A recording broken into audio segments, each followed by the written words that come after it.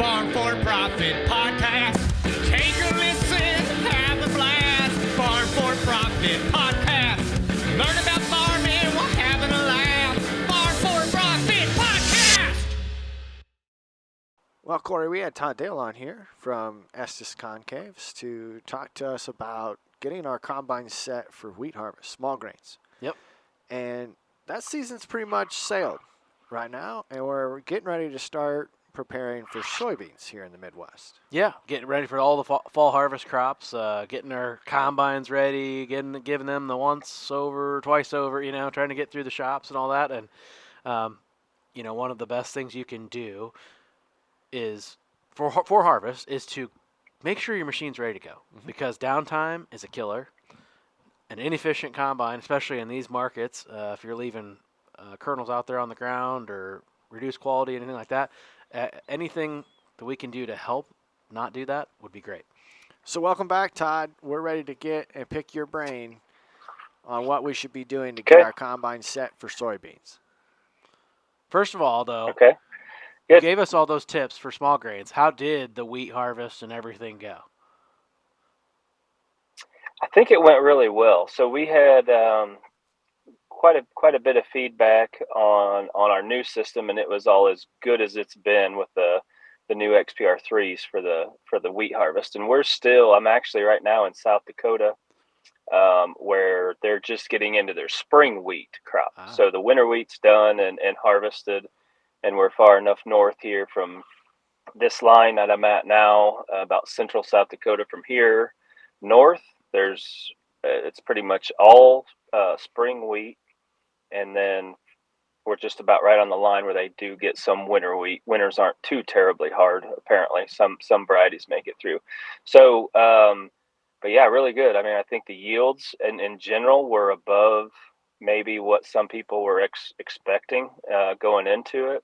I know this particular area I'm in here had really good winter wheat and good spring wheat so far.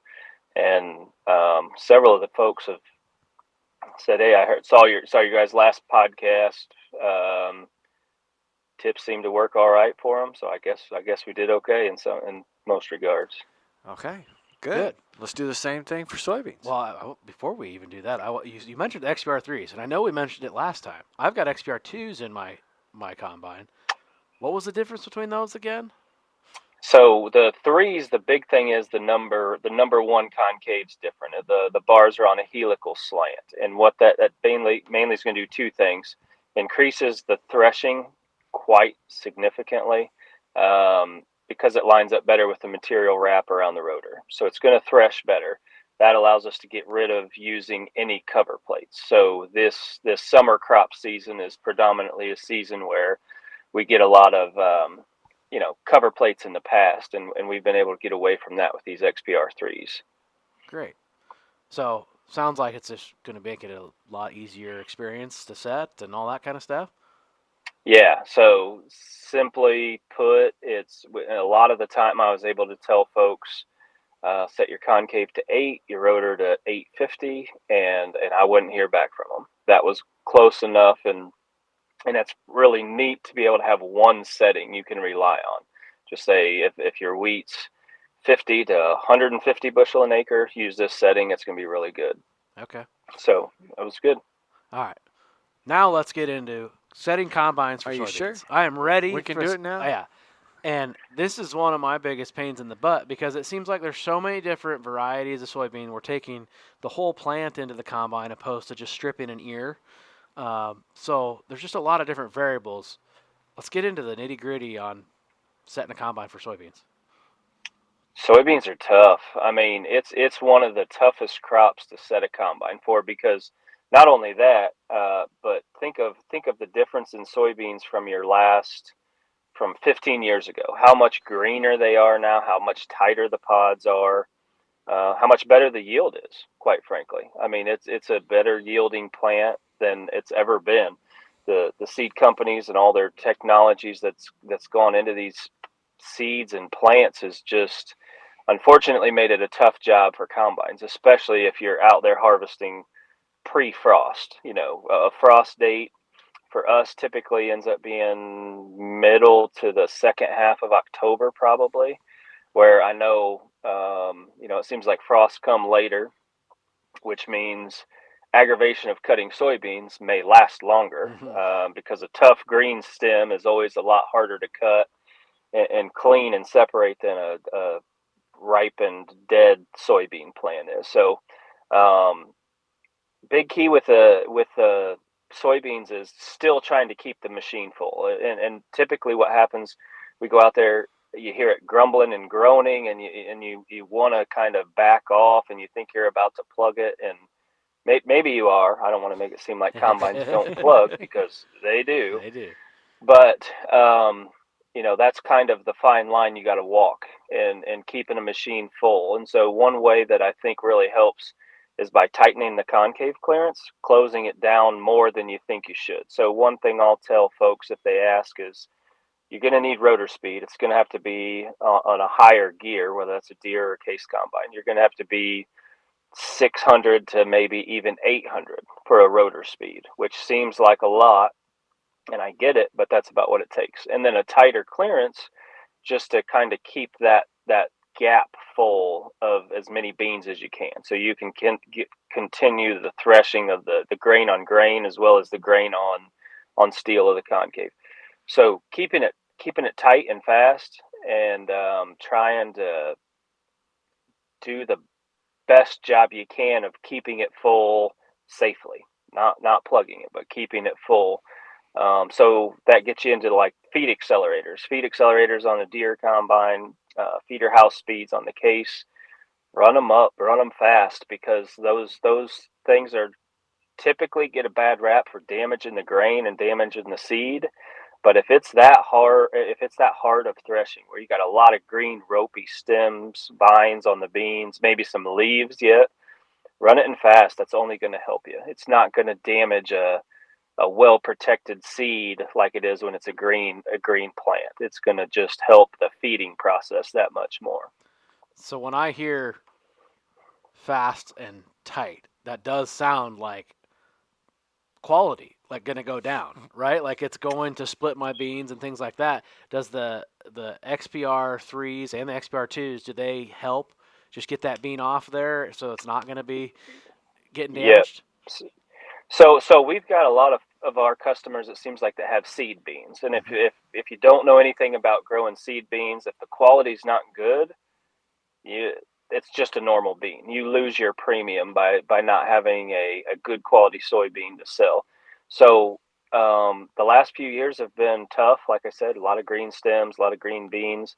And we've gotten away with running settings of 3 or 4, and even all the way up to 800 on a rotor speed. And that's in essence, going back to the wheat stuff, that's tighter and almost as fast as what we do in the wheat. But it still turns out a good bean. It's not cracking and splitting and breaking beans, and it's able to handle that tougher residue. So the key there is, when I'm saying tighter and faster, is there's a limit for every combine, and whatever your calibrations are set to. I mean, if it's to the point where that's just demolishing and making the beans into bean meal, that's not going to work. You got to, but a good suggestion I always like to tell folks is, find the cracking point of your grain. Find the point where the rotor speed and the concave clearance does do too much damage, and then start working it back from there in these tough conditions. When the beans are ripe, I mean, if we're being honest, a lot of the time concaves are on cleanup duty. Like, so much is done, they thresh so easily.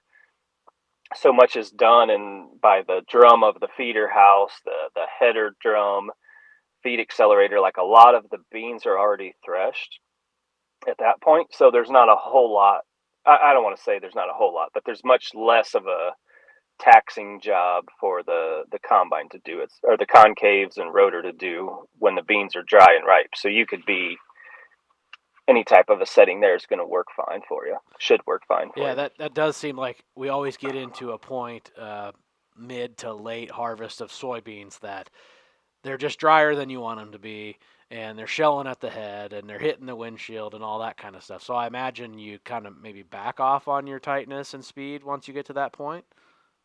That's tough. The best thing you can do for yourself there is run your reel as slow and unengaged as you can. Your reel on your header. Keep it up high or out of way or whatever you can do to minimize that initial shatter from the header. But that's a tough one because a lot of the times you got beans on the ground before the combine already gets there, and then so it's basically you just gotta minimize the contact up front and at least get them into the auger or the belt, whatever kind of header you got to help it out. But when it's at that point, yeah, a lot of the time you could set a concave to 20 or 25 and a rotor speed of 400, and that's going to be sufficient to do the threshing and separation just because they're ripe and ready. It's time to cut them. Mm-hmm. Nice. Yeah, I will say we have seed beans on our farm, and we have gotten an award for one variety in the last year of just how clean they were. We had the least amount of pods, the least amount of splits, so they yielded the best out of those. Now, all we yielded from that was a little piece of paper. You know, we didn't get docked or paid or anything. But I will tell you that even taken to our local processing plant that aren't seed beans, they are looking at the splits. I don't know why, because I'm pretty sure that split soybean crushes just like the round one. But maybe they have issues storing or, getting air moved through them. I don't know. Yeah. Yeah. Well, I think it's just, they store ability to moving air through them in the bins when they've got them stored from their time of either crushing them or exporting them, whatever they're doing. It's just same thing. If you have a whole healthy bean, you're going to get better air movement through storage facilities than you will if you got a whole bunch of pods and a whole bunch of mutilated soybeans. Right. All right. So anything else on soybeans, combine setting tips, concave setting tips on soybeans before we go to corn, Todd? I think that pretty well captures it. I mean, like I said, it's you're never going to win. You're never going to set records in ground speed when you got green stem soybeans. It takes a lot of power to just cut them off, especially this day and age with the hybrids the varieties and hybrids we got. It's sometimes you're cutting saplings of like tree saplings, and they got 55 pods worth of beans on them that you got to try to collect. So it can be tough. And we're trying to take 40, 45, 50, up to 60 feet at a time, a lot of times with these heads, and we've lowered our populations, which sounds like it should be less, but actually that makes some little tree trunks that you're trying to cut through. So, when they're wet, it's not great. No, that's good. Well, I appreciate you, Todd, taking that time to give us our soybean tips for the day. But now let's jump into those that are starting corn harvest. When we talk about setting our combines up for corn, how's that different than soybeans?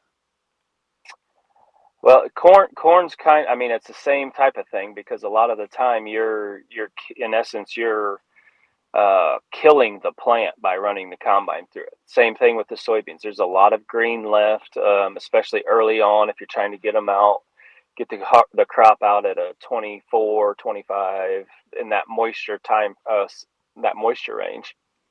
So the key there becomes, and it is pretty variable on a concave system that you got, but you want to minimize the potential movement of the cob once it's got itself into your concave cage. So if you can imagine, you've got a round ear of corn, a round cob, rounded elements or rotor bars.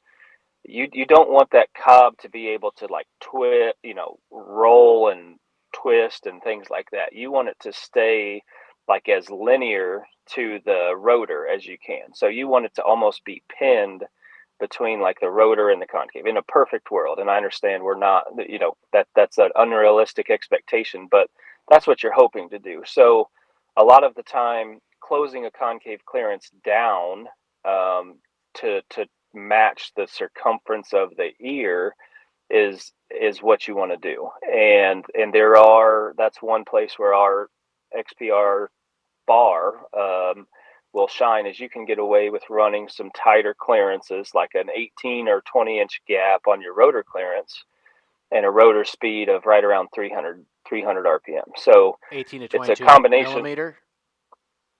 Yeah. Did I say inch? Inch, yes. Well, maybe you Iowa guys with the corn you grow, but not us Indiana guys. Yeah, it'd be millimeters. Yeah. But you wanna keep that gap, as tight as you can without damaging the kernel. So again, I'll go back to the cracking point theory of the grain.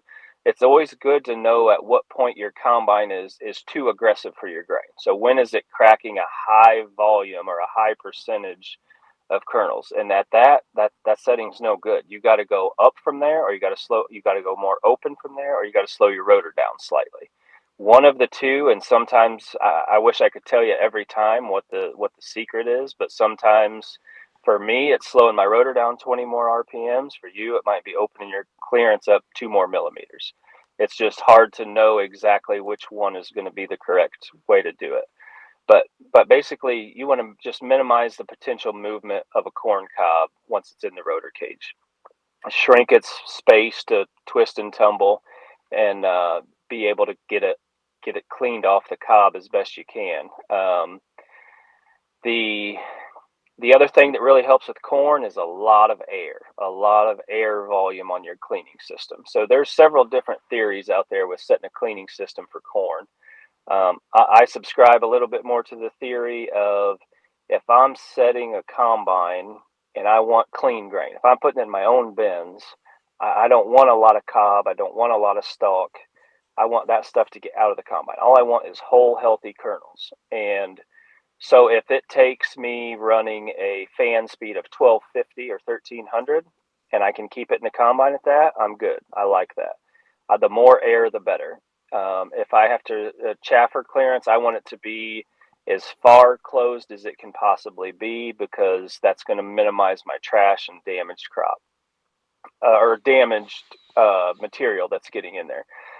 And so the one thing that a lot of people disagree on or don't agree with or whatever is running your sieve. A lot of people think you need to run your sieve, your bottom sieve, wide open to allow airflow. And while that may be true that it does allow more airflow, if I'm getting little chunks of cob, or if I'm getting little stalk pieces, things like that in my sample, and I can get rid of that by closing my sieve down and running it through the return again, I'm doing it. Because unless it's damaging a high percentage of kernels again, and I know that damage is coming from the tailings and the return, I don't see the negative of it. I mean, if my tailings has 3 or 4 bars in corn, 4 may be high, 2 or 3 bars in corn on my bar graph or on my funnels, I'm going to live with it, because I'm getting a clean sample, and I know I don't want a bunch of extra trash in my bins. Again, the airflow becomes a significant problem with grain bins. I mean, you don't want broken grain. You want as whole and healthy of kernels as you can have all the time. So if that's the secret, I'll run the sieve a little bit tighter and clean the sample up. The sieve is going to clean your sample in any crop you do. Opening or closing a sieve, bottom sieve, is never going to lead to rotor loss or any kind of loss. All that's doing is that's your final check of getting a good clean sample in your hopper. Okay. On soybeans, you said you're tending to go faster on the rotor speed, tighter on the concave setting. What's that look like for corn when you're starting out? It's going to vary a lot depending on the system. I mean, a typical round bar, we'll use a round bar. I think a lot of people still have like a OEM manufactured round bar. On the John Deere side of things, that might be 400, 380 to 450 for a rotor speed, with a concave clearance of probably 20 to 24, I would say, for those tough threshing hybrids. And then on the case side, I would say maybe a little faster even. I mean, you could be 450 to 500 on a case rotor in corn and still get a pretty good result. And the concave clearance, again, seems to be a little bit more open on the case side of things. So maybe 22 to 26, I mean, in that range. But I would, as far as starting in a tough threshing crop, that's where I'd start. Now, when it's dry, when you get down to 17, 18% corn, open your concave up.